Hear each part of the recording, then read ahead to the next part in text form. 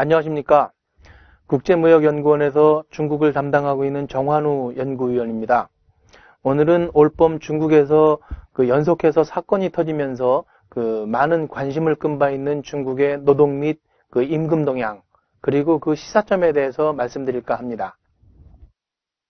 많이 알려진 대로 올봄에 아이폰 만드는 회사죠. 대만계 IT 및 전자제품 OEM 생산업체인 폭스콘에서 근로자들의 자살 사건이 연속해서 일어났었고요. 이 사건이 국내외에 많이 알려지면서 회사 측에서 임금을 큰 폭으로 인상을 해준 적이 있습니다. 또 혼다 자동차사의 중국 현지법인인 광저우 혼다사에서도 임금을 둘러싼 쟁의가 일어난 뒤에 큰 폭의 임금 인상 조치가 있었습니다. 또 들리는 바로는 우리나라의 현지 진출업체죠.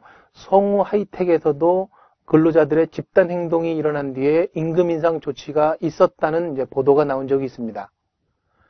그러면 우선 중국에서 갑자기 왜 이런 임금 인상을 요구하는 집단 행동이 빈발하게 됐는지를 볼 필요가 있을 것 같은데요.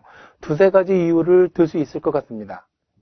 우선 첫 번째로는 그동안의 외자 기업에서 속으로는 계속되어 왔지만 금융위기라는 비상시국 속에서 간과되어 온 저임금과 열악한 근로 여건의 지속을 들 수 있겠습니다. 재작년에 금융위기 이후에 비상시국을 맞아서 중국 안팎에서 근로자들의 처우 개선을 요구할 상황이 사실상 못 됐었는데요. 금융위기 이후 어느 정도 시간이 지남에 따라서 그간 간과되어 왔던 근로자들의 근로 여건이 다시 문제로 된 거라고 볼 수 있겠습니다. 두 번째 이유로는 방금 말씀드린 내용과도 관련이 되는데요. 중국 정부의 임금 인상 정책을 들을 수 있겠습니다. 지금 말씀드린 대로 2008년 하반기 이후에 중국은 비상시국 속에서 그 이전 3, 4년 전부터 실시해왔던 임금 인상 정책, 즉 최저임금 상향 조정 작업을 잠시 연기했었는데요. 위기가 2년가량 지난 현재 회복 국면에 들어서자 이 정책을 다시 추진하게 된 것입니다.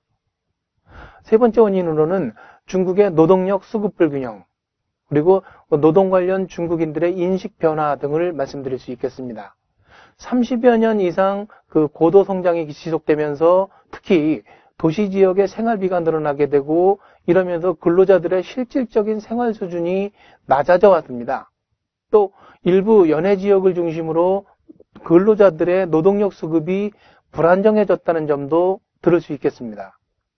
자, 그러면 중국 임금 및 노동 관련 쟁의 증가가 중국에 진출한 우리 기업에게는 어떤 영향을 미치게 될지를 말씀드리겠습니다. 그나마 이러한 노동쟁의와 임금 상승 원인의 성격과 향후 전망 등등에 비춰서 봤을 때 중국에 진출한 우리 기업에 직접적으로 큰 충격이 올 가능성은 아직까지는 크지 않아 보입니다.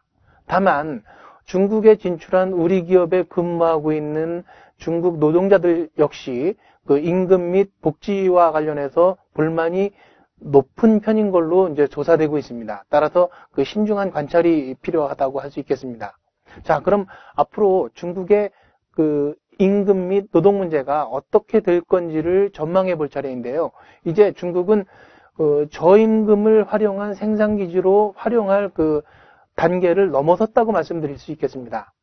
중국을 이제는 생산뿐만 아니라 세계 최대의 시장이자 연구개발의 거점으로 이제 봐야 될 그런 단계로 이제 접어들었다고 할 수 있는 거죠. 이제 마지막으로 이 시점에서 그러면 우리 기업이 중국에 진출한 우리 업체가 염두에 두어야 될 점을 짚어보겠습니다. 제가 보기에 가장 힘써야 될 부분은 역시나 노무관리 강화가 아닐까 싶습니다. 그러나 좀 더 근본적으로는 투자 지역과 투자 방식의 다변화도 이제 필요하다고 말씀드릴 수 있겠습니다. 업종 및 투자 목적을 감안해서 중국 내에 소싱을 확대한다든가 설비를 자동화한다든가 내수 시장을 갖다가 개척한다든가 중국 중서부 내륙 및 동남아 등 대체 투자지를 적극적으로 이제 모색하는 등 적극적이고 다양한 대응 방안을 모색해야 될 필요가 있겠습니다. 지금까지 중국의 임금 및 노동 동향과 시사점에 대해서 말씀드렸습니다. 감사합니다.